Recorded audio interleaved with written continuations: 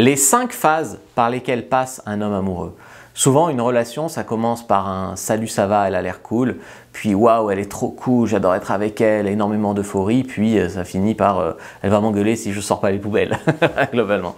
Donc, avant d'en arriver là, à la vie de couple, à tous ces aléas, il y a 5 phases par lesquelles passe un homme amoureux. La première phase, c'est quand il vous voit et il se dit « ouais, cette fille, elle a l'air mignonne, elle a l'air intelligente, elle a l'air drôle, elle a l'air différente des autres, elle a l'air top ». Ça, c'est la première phase, c'est l'attirance. Donc, elle me plaît. Donc, elle me plaît. Donc là, ben, il couche avec vous. Après, je ne vais pas vous mentir, pour les hommes, coucher avec une femme, ça ne veut pas dire que vous êtes la femme de sa vie. Ça veut dire que vous lui plaisez assez pour coucher. Il se posera probablement ensuite la question sur est-ce qu'il veut un couple avec vous, d'accord. Après, il couche avec vous pour les bonnes ou les mauvaises raisons. Il y a aussi des hommes qui couchent avec des femmes qui ne leur plaisent pas parce qu'ils n'ont rien d'autre à se mettre sous la dent. Voilà, c'est un peu littéral, mais c'est la vérité. Mais bon, admettons qu'il couche avec vous pour les bonnes raisons. Globalement, il sort avec vous parce qu'à ce stade, vous lui plaisez assez, mais il n'est pas encore, voilà, il peut encore faire sa vie sans vous, d'accord.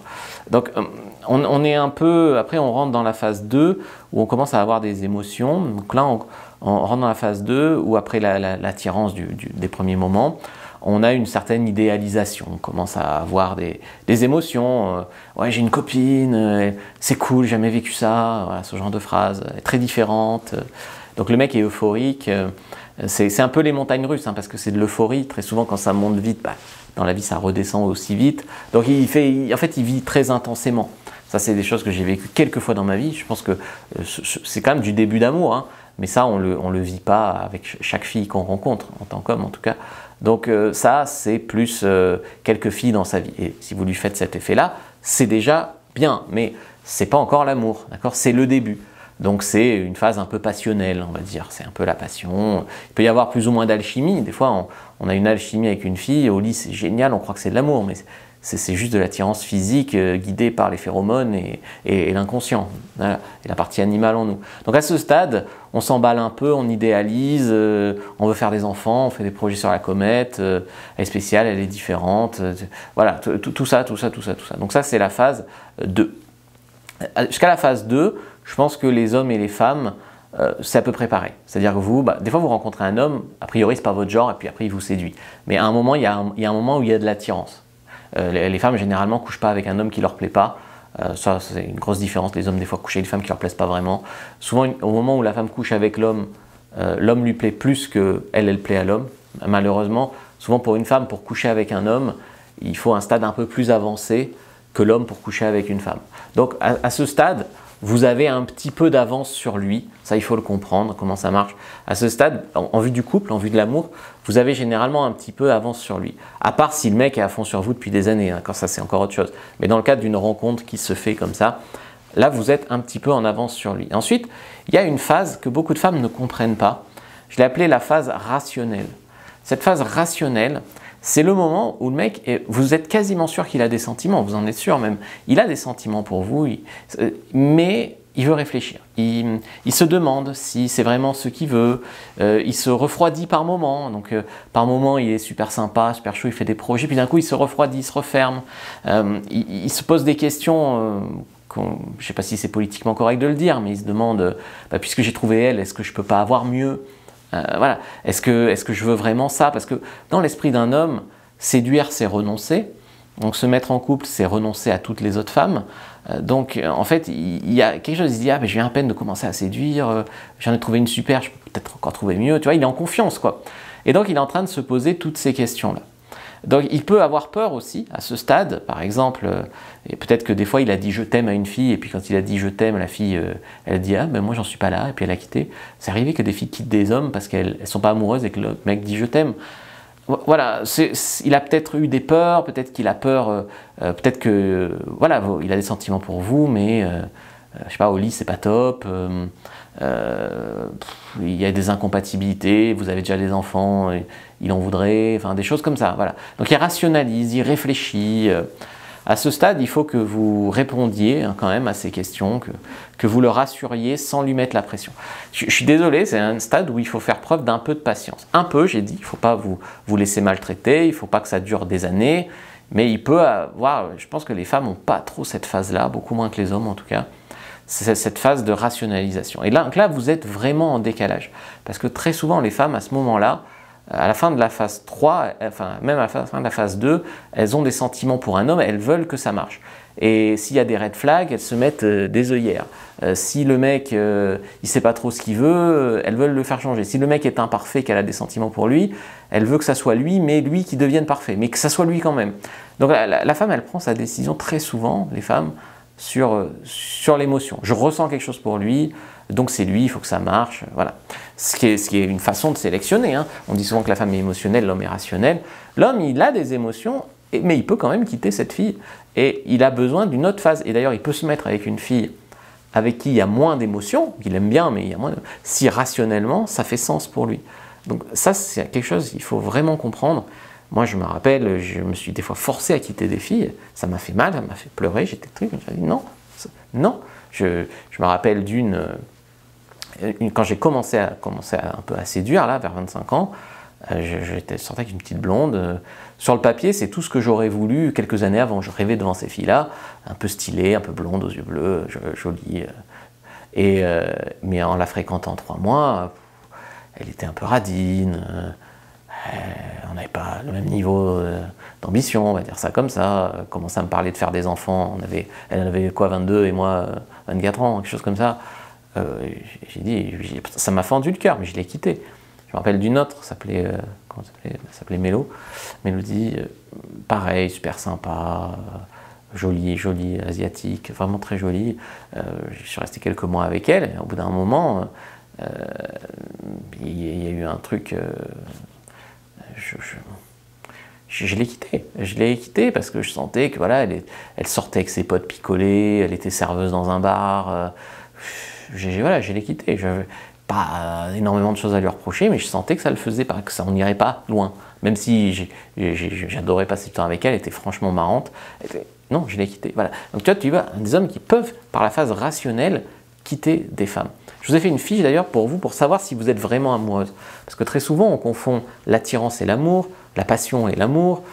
L'amour, c'est pas ça. Si vous voulez savoir si vous êtes déjà amoureuse, ça peut être une bonne chose d'être amoureuse, mais ça peut être une mauvaise aussi. Si vous êtes amoureuse d'un mec qui s'en fout complètement, c'est compliqué. Peut-être que vous n'êtes pas amoureuse, ça vous rendra la chose plus facile. Donc prenez votre fiche, comment savoir si je suis amoureuse. Premier dans la description de la vidéo, lien en commentaire épingle. En fait, je ne me suis pas présenté.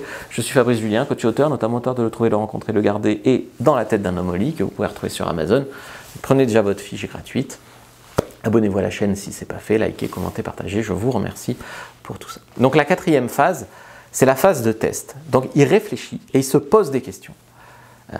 Typiquement, je sais pas, elle se lève tôt, elle est du matin, elle se couche tôt, moi je suis plutôt un couche-tard, est-ce qu'on peut vivre ensemble? C'est débile comme question, d'accord? Mais il se la pose.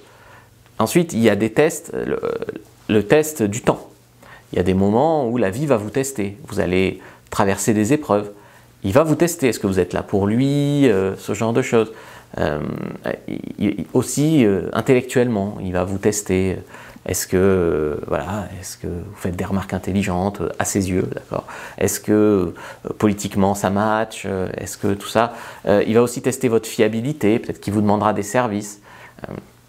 Il y a des phases où moi je me rappelle, hein, mon ex partait en vacances, j'allais m'occuper de son chat, j'allais m'occuper de mettre le chauffage 2 jours avant qu'elle revienne, un jour avant qu'elle revienne, je m'occupais d'elle. Moi le jour où j'ai eu besoin d'un truc, elle m'a dit je verrai à la fin de la semaine si je peux passer. Voilà, donc fiabilité 0, donc c'était la fin des haricots. D'accord, donc il vous teste. Je sais pas, elle voulait peut-être faire la femme indépendante, qui doit rien à personne, j'en sais rien ce qu'elle voulait faire, mais fiabilité 0, donc ciao. Voilà, donc le mec a des peurs. Il a peur de se faire traquenarder, donc sortir avec une femme, puis dès que la fille a un copain, elle change d'avis, elle fait plus d'efforts, choses comme ça. Il peut avoir peur de ne pas arriver à vous rendre heureuse. Donc quand vous jouez la femme hyper difficile, qui a énormément d'attentes, qui est hyper exigeante, qui est une princesse, s'il n'arrive pas à rendre heureuse sa femme, il ne va pas rester là toute sa vie. Il préférera une moins bien, mais qui peut rendre heureux. Il va se dire que vous êtes peut-être avec lui pour les mauvaises raisons. Je ne sais pas, c'est bientôt l'horloge biologique, vous cherchez un géniteur, c'est lui ou un autre. Et voilà, il se pose ce genre de questions-là. À ce stade, il va vous tester, il va peut-être être désagréable, il va peut-être se comporter comme un gamin, il va peut-être parfois aller trop loin, vous manquez de respect. Donc à ce stade, je pense qu'il faut comprendre ce qu'il y a derrière, donc ces peurs, ces tests, mais il faut affirmer vos limites, vos standards, pour qu'il n'y ait pas de manque de respect qui pourrait abîmer la relation, et surtout pas vous faire balader. C'est-à-dire là je suis en train de vous décrire un mec qui va vous tester, mais il n'est pas censé vous tester 2 ans. Il peut vous tester 1 semaine, 2 semaines, 3 semaines, pas 2 ans. Donc c'est-à-dire que si au bout de 3 à 6 mois de relation, vous n'êtes pas amoureux, la relation n'avance pas, c'est rien d'attendre 2 ans. Vous n'êtes pas censé vous enfoncer, vous n'êtes pas censé vous laisser traiter mal sous prétexte qu'il réfléchit. D'accord, on est bien d'accord avec ça. La 5e phase, c'est l'amour. Donc là, c'est le vrai amour. Alors peut-être qu'il était amoureux avant, mais en tout cas, là, il se laisse vraiment aller. Donc il se laisse aller, c'est-à-dire qu'il se laisse aller à être amoureux au-delà de l'euphorie. Parce que pendant ce temps, tu as le début de la relation où on idéalise l'autre, où tout est parfait, où tout est merveilleux, où on ne connaît pas vraiment l'autre parce qu'on se voit que des fois où on est sous notre meilleur jour. Donc là, il vous connaît un peu mieux vraiment, l'euphorie retombe et prend le relais, un amour peut-être plus durable, plus stable en tout cas. Donc c'est stable, il tient parole, il dit des choses, il les fait, il vous rend des services, vous lui en rendez, enfin c'est équilibré. C'est pas vous qui faites tous les efforts et lui aucun, c'est équilibré.